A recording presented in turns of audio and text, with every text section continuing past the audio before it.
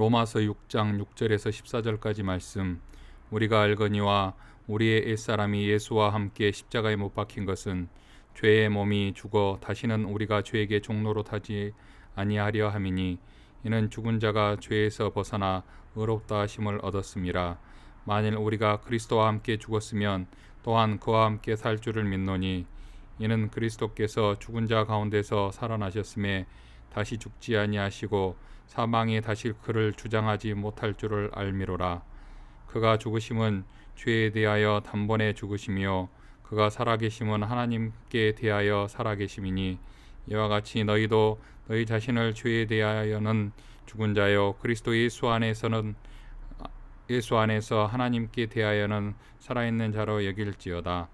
그러므로 너희는 죄가 너희 죽을 몸을 지배하지 못하게 하여 몸의 사욕에 순종하지 말고, 또한 너희 지체를 불의의 무기로 죄에게 내주지 말고, 오직 너희 자신을 죽은 자 가운데서 다시 살아난 자 같이 하나님께 드리며 너희 지체를 의의 무기로 하나님께 드리라.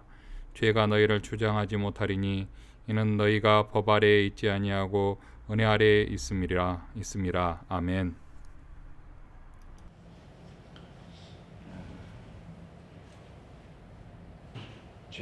죄와 결별하여서, 인간이라고 하는 것은 죄와 결별해서 이제는 은혜의 영역 안에 살게 되었다.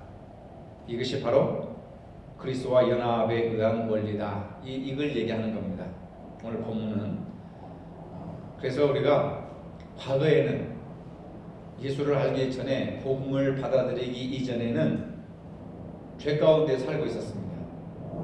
무슨 나쁜 짓을 하고 악하게 살고 그래서 죄라고 하기보다는 예수를 모르고 안 믿은 것이 가장 큰 죄라고 할 수가 있는데, 결국은 죄의 싹은 뭐예요? 죄의 싹은 죽음입니다. 그러니까 죄의 영역 아래, 죄의 지배와 죄의 통치 아래 살고 있는 사람들은 죽은 사람이고, 이런 사람들을 가리켜서 성경은 옛사람이라 이렇게 얘기를 합니다. 그래서 옛사람과 새사람의 이 구분은 시간과 나이로 따지는 것이 아니라, 바로 죄의 통치 아래에 있는 사람들은 옛사람이고, 은혜의 통치 아래에 있는 사람들은 새사람이고, 그리고 그 죄의 통치 아래에 있는 옛사람들은 결국은 죽은 사람들을 가리키는, 죽은 사람, 무덤에 묻힌 사람들이 아니라 바로 죄의 통치 아래에 있는 사람들이 옛사람이고, 그 사람들은 죽은 사람을 말한다. 그러나 우리는 예수 그리스도를 믿음으로 말미암아 은혜 아래에 있기 때문에 새 사람이라 이렇게 말을 하는 겁니다.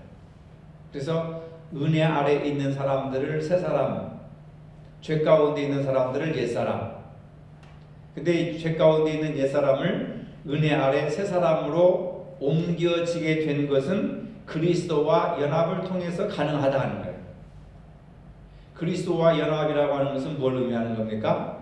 예수 그리스도와 하나가 되는 것이고, 예수 그리스도를 영접하는 것이고, 예수 그리스도를 내 안에 모시고 함께 사는 것을 의미하는 것입니다.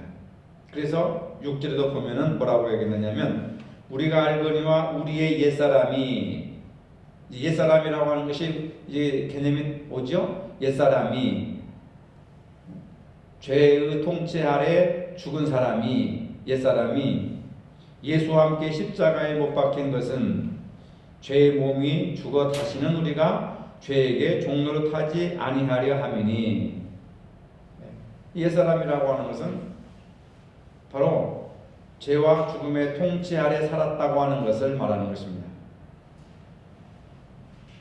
그래서 바울은 이제는 옛시대에 살았던 사람들이 새시대 은혜의 영역 아래 거하는 새 사람이 되었다, 이렇게 말하고 있습니다.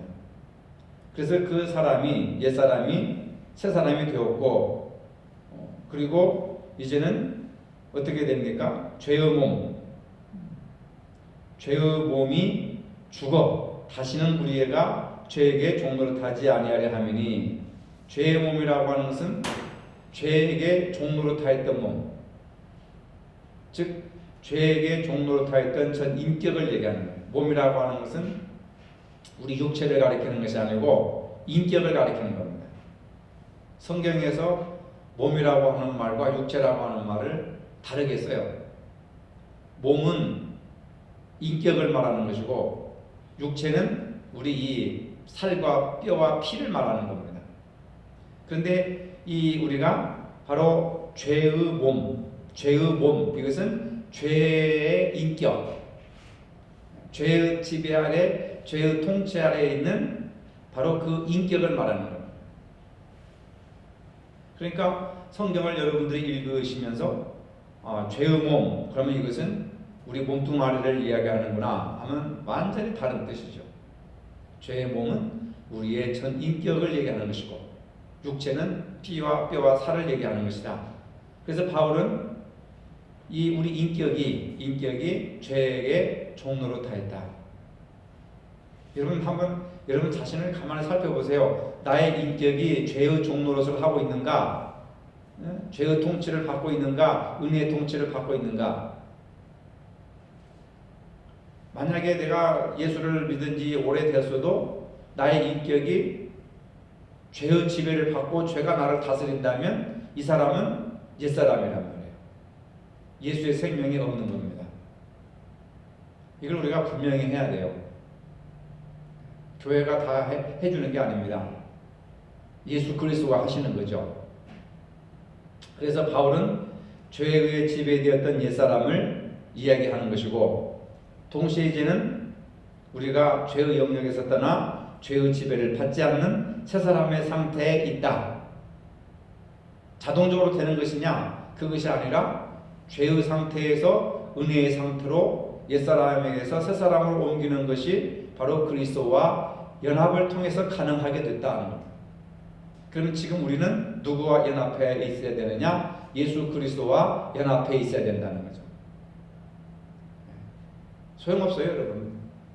그냥 우리는 믿기 쉽고 편하니까 교회만 다니면 다 모든 게 해결된다고 생각하는데 그게 아니에요.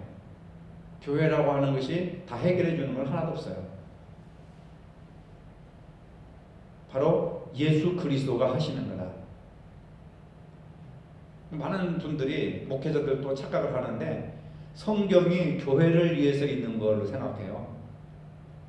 여러분 성경이 교회를 위해서 있습니까? 교회가 성경을 위해서 있습니까? 교회가 성경을 위해서 있는 거예요. 말씀을 위해서 있는 거죠. 말씀이 교회를 위해서 있는 것이 아닙니다. 말씀이 우위예요. 아시겠어요? 그러니까 내가 교회를 다녀도 옛사람으로 살면 소용없는 거예요. 옛사람으로 산다면 소용없는 겁니다. 그러니까 여러분들이 옛사람과 새사람이라고 하는 이 개념 정리를 분명하게 하셔야 돼요. 제가 지금 10분 동안을 얘기한 겁니다. 옛사람과 새사람에 대해서. 다음 주에 옛사람이 뭡니까? 새사람이 뭡니까? 그러면 아무도 몰라요. 또. 아무것도 생각이 안 난답니다. 이게 바울 신학에서 특히 로마서에서 옛사람 개념과 새사람 개념이 굉장히 중요한 겁니다. 시간적으로 나이로 따지는 게 아니에요. 구약과 신약을 따지는 것이 아닙니다. 옛사람과 새사람. 많은 사람들이 구약에 있는 사람들은 옛사람이고 신약에 있었던 사람들은 새사람이라고 하는데 그게 아니에요. 옛사람과 새사람은 시간과 공간을 말하는 것이 아니라 예수 그리스도와 연합하였느냐 분리되었느냐. 예수 그리스도와 연합한 사람은 새 사람이고 예수 그리스도와 연합하지 않고 분리된 사람은 옛 사람이란 말이에요. 어린 꼬마라 할지라도 그리스도와 연합하지 않고 죄의 통치를 받는 사람은 전부 옛 사람이라고 하는 거죠. 그래서 그리스도와 연합하지 않은 옛 사람들은 결국은 죽은 사람들이에요. 살아있으나 죽었다 그 말입니다.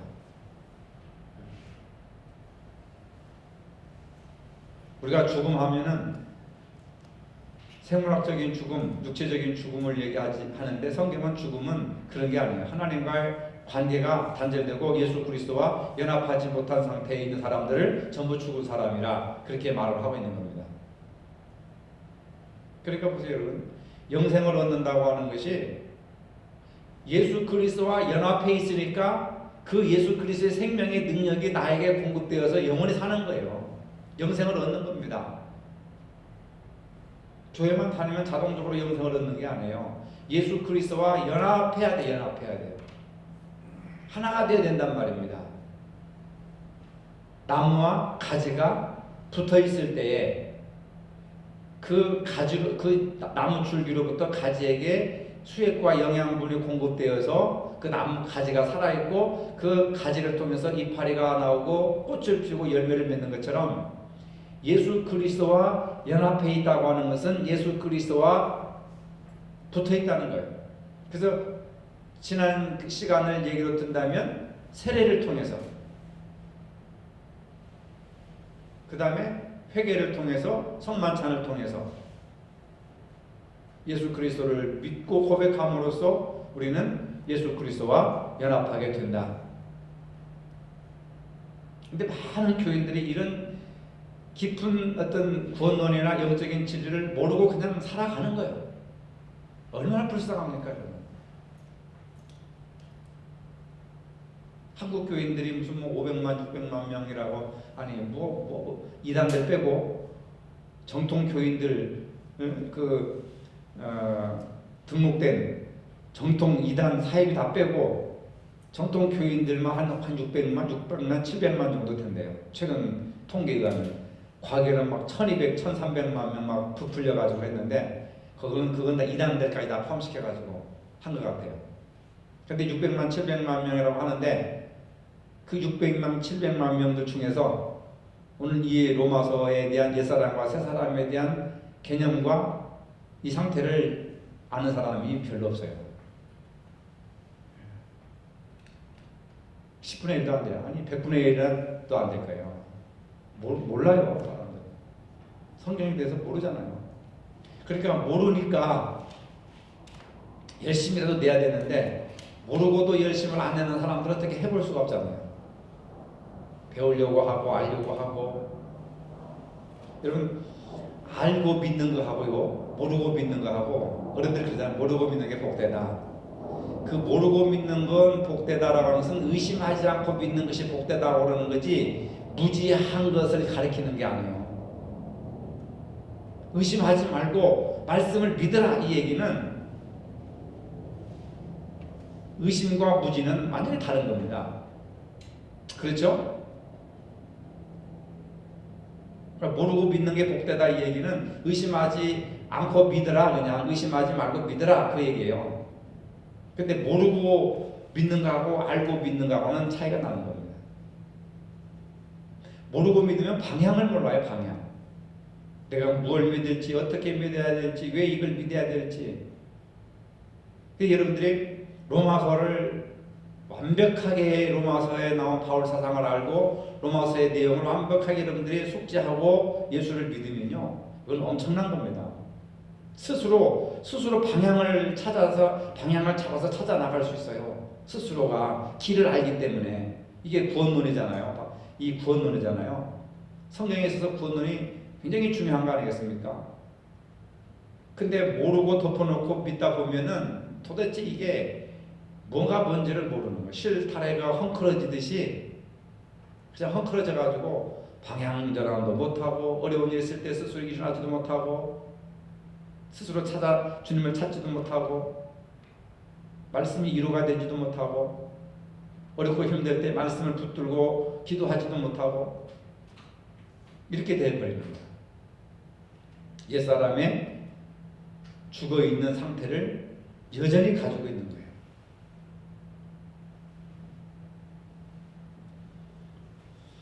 그래서 우리가 죄의 몸이라고 하는 것은 죄에게 종노릇하였던 전인격. 지금도 인격적으로 우리가 정신적으로 죄의 지배를 받고 죄의 조종을 받는다고 한다면 여전히 우리는 옛사람 가운데 있게 되는 거예요. 그러니까 바울은 예수 그리스도와 연합을 통하여서 이제는 죄의 영역에서 떠나 죄의 지배를 받지 않은 새 사람의 상태에 있음을 선포하는 겁니다. 이게 복음이에요. 예수 천당 불신 지옥, 이것이 복음이라고 하지만 사람들은 설명을 안 합니다. 왜 예수가 천당이고 왜 불신이 지옥인지를 설명을 안 해요. 왜? 로마서를 모르니까. 그러니까 사람들이 예수 천당 불신 지옥 하면 너나 믿고 천당 가라. 그런 식으로 이제 되돌아오는 거죠. 로마서를 통해서 왜 예수 천당 불신 지옥이 설명해 보시오 하면 설명을 못해. 그 사람들도 배운 적이 없으니까. 그러나 우리가 이 로마서를 통해서 예수 그리스도와 연합해서 영원한 생명을 누릴 수 있다. 새 사람이 되었다. 이게 바로 구원받은 걸 얘기하는 거예요. 그러니까 우리가 얼마나 예수 그리스도의 은혜를 깊이 깨닫게 되고 그분의 은혜를 감사하게 되고 정말 그분을 붙들 수밖에 없는, 나의 구원에 있어서 절대적인 분은 예수 그리스도밖에 없다. 어떻게 해서든지 내가 예수 그리스도에게서 떨어지지 않으려고 노력하고 기도하고 성령의 능력을 강구하고 이렇게 해야 되는 거 아니겠어요? 이것이 열심인 것이지 다른 데 열심이어서는 별로 의미가 없잖아요. 어떻게 해서든지 예수 그리스도 안에 있어야 되잖아요. 그 다음에 8절에 보면은 만일 우리가 그리스도와 함께 죽었으면 또한 그와 함께 살 줄을 믿노니, 이것도 지난주에 다 설명했죠. 예수 그리스도의 십자가의 죽으심은 예수님의 죽으심뿐만 아니라 나의 과거의 옛사람이 죽은 것이고, 예수 그리스도가 부활하신 것은 이제는 옛사람이 죽고 새 사람으로 부활하고 거듭나는 것이다. 새롭게 나는 것이다. 그래서 부활절이 그래서 중요한 거예요. 계란 구워 먹고 계란 삶아 먹고 그것이 중요한 것이 아니죠. 죽었던 내가, 옛사람인 내가 새 사람으로 거듭났습니다. 십자가의 죽으심을 통해서, 그리고 부활을 통해서. 그래서 옛사람과 새 사람은 시간과 공간으로 따지는 것이 아니란 말이죠. 부활을 체험한 사람들은 다 옛사람에 대해서 죽고, 부활은 죽음을 전제하잖아요. 옛사람에 대해서 죽고 죄의 종로로 죄의 지배를 받던 옛사람은 죽고 이제는 은혜 아래서 새롭게 거듭난 새 사람이 되는 순간에 바로 부활을 경험하는 거란 말이에요. 우리는 예수님의 부활로 끝내버려요. 예수님의 부활, 나하고는 전혀 상관이 없는 그런, 예수님이 나를 위해서 죽었다가 살아나셨다, 승리의 쾌감. 근데 정말 내가 살았는가? 예수님의 부활이 내가 다시 새 사람으로 태어났는가? 라고 물었을 때는 열의 아홉은 글쎄요, 잘 모르겠는데요. 이런 식으로 돼버린다. 이는 그리스도께서 죽은 자 가운데서 살아나셨음에 다시 죽지 아니하시고 사망이 다시 그를 주장하지 못할 줄을 알미로다. 사망이 다시 그를 주장하지 못할 줄 안다. 죽음으로부터 부활하신 예수 그리스도는 더 이상 죽음의 영향을 받지 않으신다고 하는 거죠. 여러분 보세요. 그래서 죽음으로부터 부활하신 그리스도는 더 이상 죽음의 영향을 받지 않으시기 때문에 예수와 연합한 자들은, 예수와 연합한 저와 여러분들은 다시는 죽음의 영향을 받지 않는다. 이것이 영생이다. 아시겠습니까? 몸은 죽어요.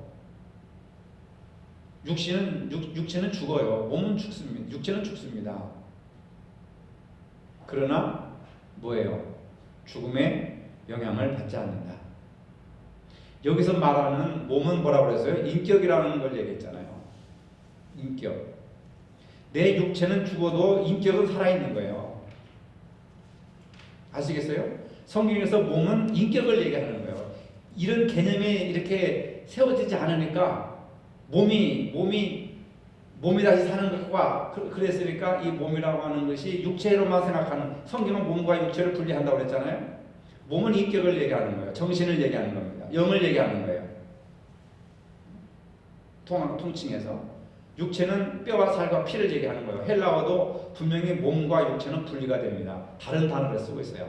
근데 우리는 몸하면 이 몸뚱아리를 얘기하는 거예요. 몸뚱아리를. 성경과 전 반대되는 개념으로 이해하고 있으니까 몸이다 이 사는 것과 하면은 이건 이 육체가 다시 영원히 죽지 않고, 그래서 죽으면 화장을 하면 안 된다. 왜? 부활하지 못할까 봐. 시골에서 할머니 권사님들이 나 죽으면 화장시키지 말라고. 왜요? 그랬더니 부활을 못한다는 거예요. 부활을 못한다는 화장시키면. 그래서 내가 웃으면서 하나님의 능력이 화장시킨다고 부활을 못 시키면 그게 무슨 하나님의 능력이겠어요? 어떻게 죽었던 사람이 다시 살아나겠어요? 그러면서 화장을 하는 게 좋겠다고. 그게 바로 그건 육체. 화장을 하는 것은 그 육체를 얘기하는 거예요. 몸은 인격을 얘기하는 거예요. 그러니까 여러분, 우리 육체가 죄의 지배를 받습니까? 먼저 우리 마음, 정신, 인격이 죄의 지배를 받으니까 육체가 움직이는 거잖아요. 그래서 부활하신 그리스도는 더 이상 죽음의 영향을 받지 않으신다. 그러니까 여러분 보세요. 예수님이 십자가에 못 박혀 죽으셨을 때 육체가 죽은 거지 영이 죽었다든지 정신이 죽었다든지 인격이 죽은 게 아니에요. 무슨 얘기인지 아시겠습니까? 무슨 얘기인지 아시겠어요? 육체가 죽은 거예요. 그러다가 다시 살아나신 거죠. 육체가 다시 살아나신 거잖아요. 그러니까 영원히 산다고 하는 것은 바로 우리 인격이, 우리 몸이 죄의 영향을 받지 않는다. 그것을 영생이라 이렇게 얘기를 하는 거예요. 굉장히 어려운 얘기인데 또 굉장히 이게 중요한 겁니다. 구원론에 있어서 종말론이나 구원론이나 내세에 대한 이야기를 할 때 이 얘기를 안 하면 안 돼요. 반드시 해야 됩니다. 죽은 다음에 어떻게 될 건가? 종말이 무언가? 죽음 이후에 우리 영이 어디로 가는가? 그리고 어떤 상태에 있다가 나중에 예수님이 재림하실 때 우리가 다시 살아난다고 하는가? 이 부분도 굉장히 많은 부분을 차지하고 있는 거예요. 근데 명확하게 설명을 해주질 않습니다. 왜? 안 갔다 와봤으니까 사람들이. 그러나 그럴 것이다 라고 추측을 해가지고 성경을 해석하고 하는 수준인데 그것조차도 우리는 잘 모르고 있지 않습니까? 글쎄 죽은 다음에 어디로 갈까? 여러분 한번 좀 그런 거 생각해 보셨어요? 죽는다고 하는 것은 어떤 상태에 있는가? 과연 자살한 영혼들은 지옥에 가는가? 천주교에서 말하는 연옥이라고 하는 것은 과연 있는가? 우리 개신교는 연옥을 인정하지 않지만 중간 단계라는 것을 인정하는 사람들이 많아요. 연옥과는 약간 좀 구분이 되는데 죽은 다음에 중간 상태로 들어간다. 그건 몇 시간 동안 또 얘기를 해야 돼요. 중간 상태. 어쨌든 영혼 불멸설이 과연 존재하는가? 영생이라고 하는 말과 영혼 불멸이라고 하는 말이 같은 말인가 다른 말인가?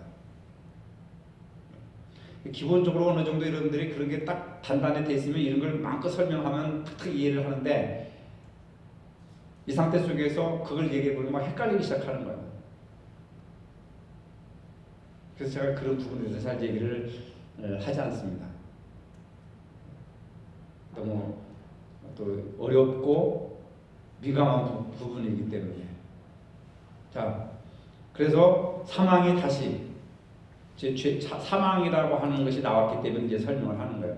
사망이 다시 그를 주장하지 못할 줄 알미로다.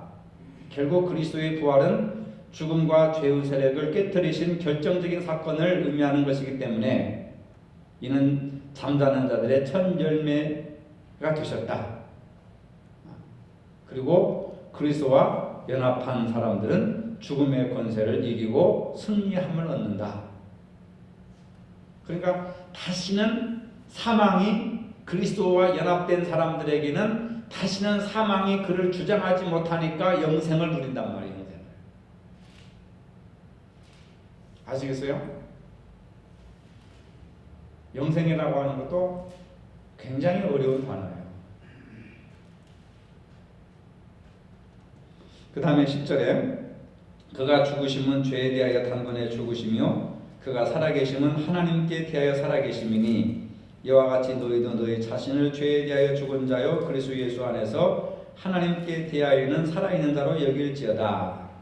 죄에 대해서 단번에 죽으셨다. 이 이야기는 두 가지 의미를 가지고 있는데, 예수님은 죄가 없으셨잖아요. 십자가에 못 박혀 죽으실 죄가 없었습니다. 그렇기 때문에 죄로부터 자유로워질 필요가 없는 거예요. 죄가 없는데 죄로부터 자유로워질 필요가 있어요, 예수님이? 없지요? 그런 의미에서 죄에 대하여라고 하는 표현을 했는데, 이 말은 무슨 말이냐? 그리스도가 죄의 세력을 부수셨다. 사망 권세를 깨뜨리셨다. 쉽게 말해서 사망의 권세, 사망이 사람들을 지배해서 사람들을 죄짓게 만들고 그 다음에 하나님을 멀리 떠나게 하고 하나님과 관계를 파괴하게 했는데, 예수님께서 죄에 대해서 죽으심으로 죄의 세력을 부서뜨리셨다. 우리가 안 죽는다는 게 아니에요. 죽습니다. 그 죽음은 육체의 죽음이에요. 죽음이라고 하는 것을 또 우리가 알아야 된단 말이에요. 이런 게 설명이 되려면 죽음이라는 게 이해가 돼야 된다. 예수 그리스도께서 죽으심으로써 죄의 세력을 부셔버렸기 때문에 다시는 사망이, 죽음이 우리를 주장하지 못한다. 이것만 해도 굉장히 큰 은혜가 되지 않습니까? 위로가 되지 않습니까, 여러분? 근데 우리는 뭘 두려워합니까? 육체적인 죽음을 두려워하는 거예요. 그렇죠? 육체적인 죽음을 두려워하는 거예요. 왜? 육체적인 죽음이 모든 걸 다 끝낸다 라고 하는 두려움이 있는 거죠.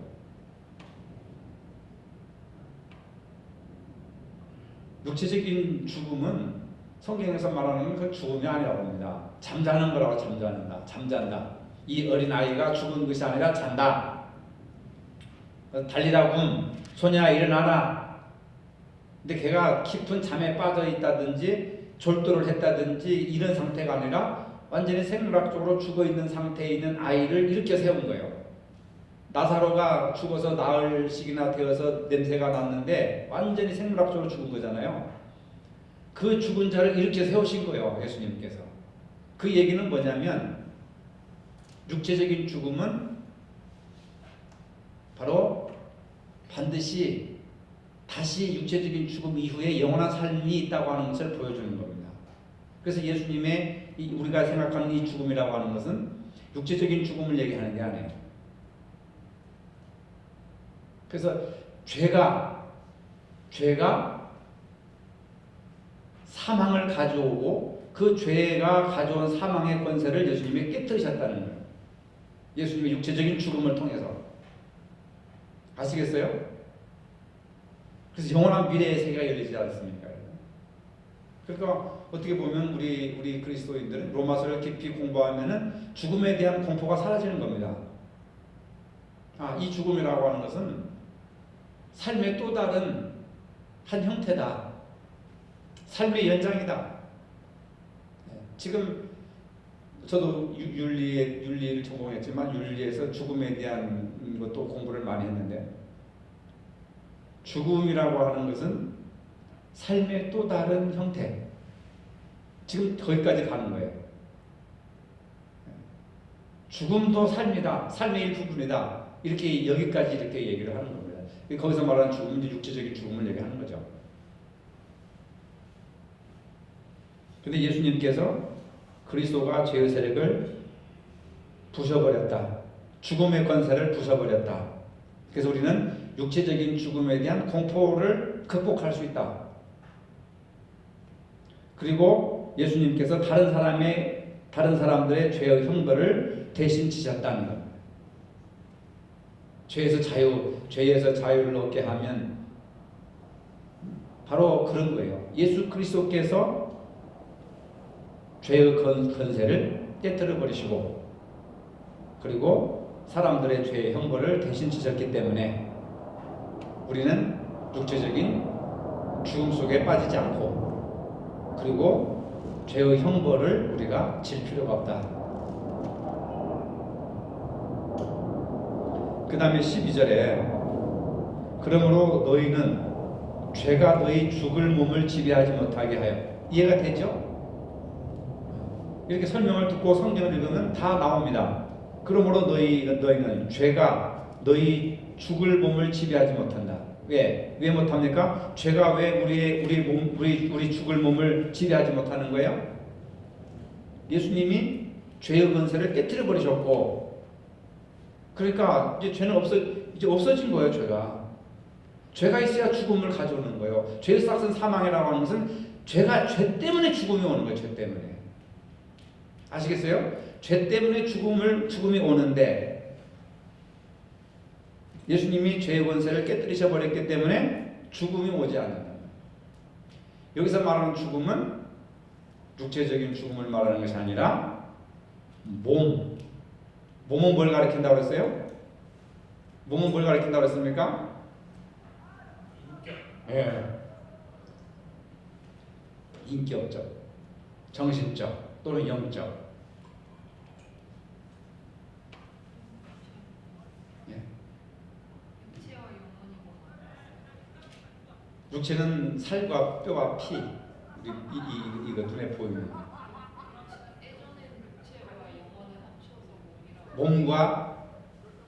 몸이라고 하는 말은 육체와 영혼, 육체와 인격. 지금 우리가 살아있는 것은 몸이에요. 육체와 영혼이 있기 때문에. 그러나 죽음이라고 하는 것이 뭐예요? 육체는 소멸되고 인격, 정신, 영은 있잖아요. 그죠? 우리가 죽는다고 해서 우리 인격과 영과 정신이 함께 소멸되는 건 아니에요. 그렇죠? 그러면은 만약에 그것이 없어진다면은 지금까지 모든 게 다 헛된 것이죠. 몸은 없어져요. 흔적도 없이 사라집니다. 육체는 사라지지만 그 인격은 살아있는 거죠. 여러분들이 저도 어렸을 때 우리 부모님이 돌아가셨지만 할아버지 할머니를 저는 본 적이 없어요. 그 증조 할머니, 증조 할아버지, 고조 할머니, 고조 할아버지 본 적이 없습니다. 그러나 그분들에 대해서 들었기 때문에, 들은 것이 있기 때문에 그 들은 것으로 말미암아 그분들이 존재했다는 것을 나는 믿죠. 그리고 부모님이 돌아가셨지만 그 부모님들이 어렸을 때 나와 살았던 그 모습들이 내 기억 속에 남아 있는 거예요. 그렇죠? 그분들은 육체적으로는 흙이 됐지만은 정신적으로 영적으로 그분들은 내 속에서 살아있는 거예요. 내 기억 속에. 그분들의 인격이 내 기억 속에 살아있는 거예요. 아시겠어요? 소멸되는 게 아니에요. 부모님의 육체가 딱 죽었다고 해서 죽는 그 순간 내 기억 속에서 어머니, 아버지에 대한 기억이 사라지는 게 아니란 말이에요. 육체는 죽어서 땅에 붙였지만 부모님에 대한 기억은 내가 죽을 때까지 내 기억 속에 살아있는 거예요. 그게 바로 그 사람들의 정신과 영이 살아있다는 겁니다. 무슨 얘기인지 이해가 되겠어요? 그러니까 몸은 죽어서 없어지지만 정신적인 것, 인격적인 건 살아있는 거예요. 살아서 내 가슴 속에 살아있잖아요. 부모님에 대한 기억이 추억이 있지 않습니까? 그것은 부모님이 인격적으로 내 기억 속에 좀 살아있는 거예요. 그래서 예수 그리스도의 이 죽으심이 바로 죄 문제를 해결해서 죄가 우리를 주장하지 못하게, 죽음이 우리를 주장하지 못하고, 그리고 우리의 죄의 형벌을 대신 짊어지셨다. 그래서 12절에 너희가 너희 죽을 몸을, 죄가 너희 죽을 몸을 지배하지 못하게 하여, 이제 죄가 우리의 몸을 이제 지배하지 못하는 거죠. 몸의 사욕에 순종하지 말고, 또 너희 지체를 여기서 지체라고 하는 것은 육체를 가리키는 겁니다. 너희 지체를 불의의 무기로 죄에게 내주지 말고 오직 너희 자신을 죽은 자 가운데 살아난 자같이 하나님께 드리며 너희 지체를 의의 무기로 하나님께 드리라. 그러니까 이 몸은 자꾸 저도 습관이 안 돼서 몸이라고 하는데 이 육체를 하나님께 봉사, 예배, 헌신, 충성 하는데 우리 이 육체를 드려라. 헌신해라. 그러면 헌신하라고 하는 것은 몸을 드리라. 이 육체를 드리라는 그런 말이시죠. 그래서 우리들은 이제는 아직 벗지 못한 옛 습관과 이 세상의 영향력 아래에 있지만은 그 모든 것들을 우리는 극복을 하고 죄가 너희를 주장하지 못하리니 이는 너희가 법 아래 있지 아니하고 은혜 아래 있습니다. 이 말도 굉장히 중요한 의미가 있는데요. 죄가 너희를 주장하지 못한다는 말 이해를 했죠. 왜냐하면 예수님이 십자가에 죽으심으로 그리고 부활하심으로써 죄의 권세를 다 깨뜨려 버렸기 때문에 죄가 이제 우리를 주장하지 못하는, 사망이 우리를 주장하지 못하는 겁니다. 이는 너희가 법 아래 있지 아니하고 은혜 아래 있습니다. 여기서 이 많은 사람들이 또 오해를 하는데 법 아래는 뭐고 은혜 아래는 뭐냐? 바울이 구분하는 이 얘기는 율법과 은혜, 법은 율법을 가리키는 것이고 은혜는 은혜를 얘기하는 겁니다. 이것은 율법과 은혜는 시간적인 구분을 하는 게 아니라 시간적으로 구분하는 것이 아닙니다. 시간적으로 구분하는 것이 아니고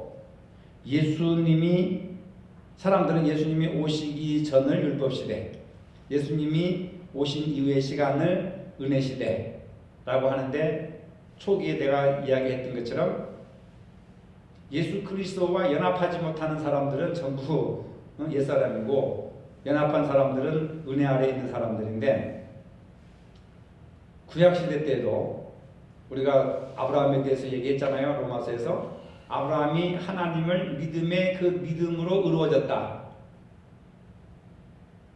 그러면 그리스도가 오시기 전의 사람인 아브라함과 다윗 그 많은 사람들은 전부 다 옛 영역에 속하고 옛사람에 속한단 말이냐? 그게 아니죠. 옛사람과 새사람의 구분은 시간적으로 시대별로 구분하는 것이 아니라 은혜 아래에 있는 사람, 그 다음에 믿음 안에 있는 사람, 그런 사람들은 전부 바로 은혜 아래에 있는 사람들이다. 그래서 바울이 이렇게 영적인 상태를 얘기하고 있는 겁니다.